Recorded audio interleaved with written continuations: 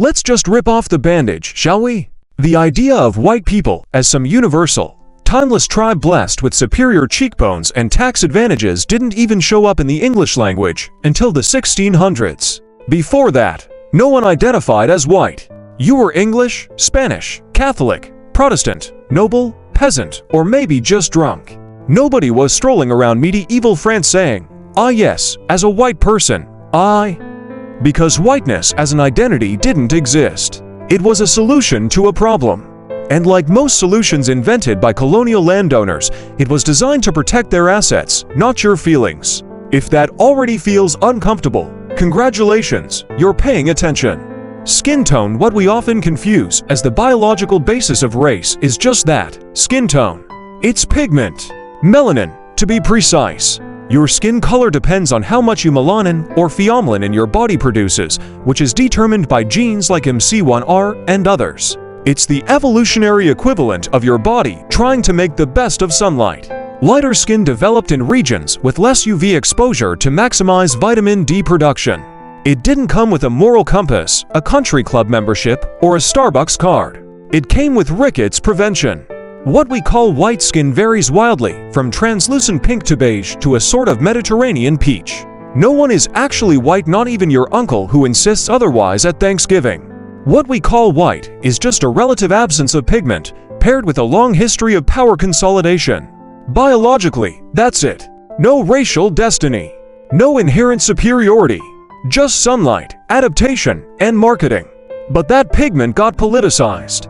It became a stand-in for privilege when the landowning class in the American colonies needed a way to divide laborers. In the early colonial days of Virginia, European indentured servants and enslaved Africans were living, working, and in some cases, revolting together. This terrified the elites.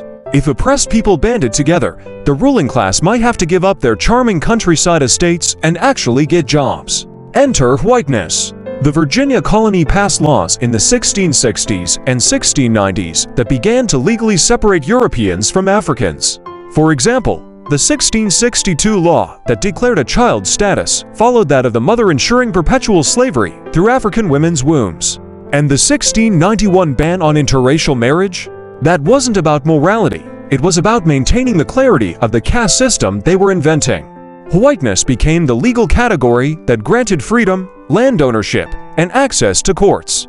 Being white wasn't about biology, it was about status. Meanwhile, Europe was going through its Enlightenment phase, which is Latin for justifying imperialism with Latin. Thinkers like Linnaeus, Blumenbach, and Kant started categorizing humans as if they were butterflies pinned to a corkboard.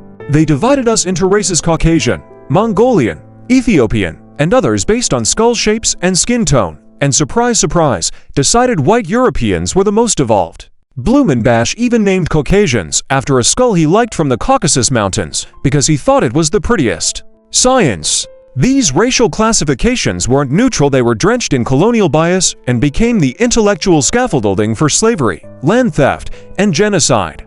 America, always eager to impress its European stepfather, imported these classifications wholesale and embedded them into its legal system. In 1790, the Naturalization Act restricted U.S. citizenship to free white persons. But what counted as white wasn't defined, which meant for the next century, we got court cases that looked like a bad sitcom. Takao Ozawa, a Japanese man, argued in 1922 that he was light-skinned, Christian, and fully assimilated. The Supreme Court said no, because he wasn't scientifically Caucasian. Then Bhagat Singh Thind, an Indian Sikh man, argued that he was technically Caucasian. The court flipped, saying whiteness was actually what the common man thought it meant, and the common man apparently didn't think it meant someone from India. So there you have it, whiteness defined by science when convenient, and by vibes when it wasn't. But it wasn't just about who was left out, it was about who got let in. Groups like the Irish, Italians, Eastern Europeans, and Jews weren't considered fully white when they first arrived in America. They were mocked, vilified, and kept out of polite society. But over time, they were folded into the category of whiteness strategically. Why? Because America needed to strengthen the numbers of its privileged class as the non-white population grew. The definition of white expanded when it served the power structure and shrank when it didn't.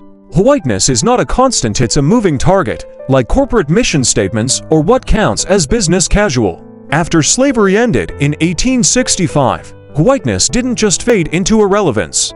It reinvented itself. With slavery no longer legally viable, new systems were created to uphold racial hierarchy. Jim Crow laws, voter suppression, lynchings, segregated schools, and housing discrimination. Whiteness was still the ticket to legal rights and economic opportunity, it just had a new look. In Europe, overt biological racism lost favor after the horrors of Nazism, but colonial legacies and immigration still kept whiteness at the center of national identity. Nationality became the stand-in for race, but the structure of exclusion persisted. In the US, the binary white, non-white system became more entrenched. You see it in redlining, the G-bill, school funding, sentencing disparities, and job access. If you think systemic racism is a thing of the past, you're confusing a change in language with a change in outcomes. Systemic doesn't mean intentional by every individual, it means built in. The machine runs whether or not you know how it was assembled. Whiteness today functions like a software program running quietly in the background. If you're white, you may not notice it, it just works for you. If you're not, you learn quickly how it was designed. It shows up in real estate, education, the criminal justice system, healthcare, and media representation. Whiteness is the baseline, the default, the assumed normal. And that's the point. The most insidious part of whiteness is that it makes itself invisible. It frames itself not as a racial category, but as just people. Everyone else gets hyphenated: African American, Asian American, Latinx. Whiteness just gets to be American. Unmarked, unnamed, unchallenged. And yes, capitalism and whiteness are deeply intertwined. Slavery was capitalism at its most brutal. Whiteness justified the economic exploitation of black and indigenous people. It divided labor forces so that workers would see each other as competition instead of comrades. It set wages lower for people of color. It kept unions white. It subsidized suburban growth for white families while disinvesting in black communities. The racial wealth gap isn't an accident, it's a feature. Housing, employment, access to credit, education, inheritance, it all snowballs. And unless you understand how race was written into those systems, you'll keep mistaking symptoms for causes. What's especially telling is how whiteness has continued to morph. Today, you see it in the rise of white identity politics, in backlash to diversity, in arguments against affirmative action. You hear people say they feel erased or replaced, as if whiteness were supposed to be permanent, dominant, and above critique. But here's the truth: whiteness is a construct, a strategy, a social contract that was never signed in good faith. It changes depending on what the system needs. It includes who it must, excludes who it can, and is enforced less by declaration and more by default. And it's still doing damage. The good news: what is constructed can be deconstructed. What is maintained can be dismantled. The purpose of examining whiteness isn't to assign guilt, it's to uncover the operating manual of a system that privileges some while disadvantaging others. It's about clarity, not blame. About history, not shame. If you're white, understanding this isn't a threat to your identity. It's a step toward something better than fragile dominance. It's a step toward truth. So the next time someone says, "Well, I don't see color," tell them, "That's cute. But systems do. And they've been seeing it since the 1600s. The question isn't whether you see race. The question is whether you see the cost of pretending not to." Now, if you'll excuse me, I'm going to pour a drink and avoid explaining this again at my next board meeting. Thank you.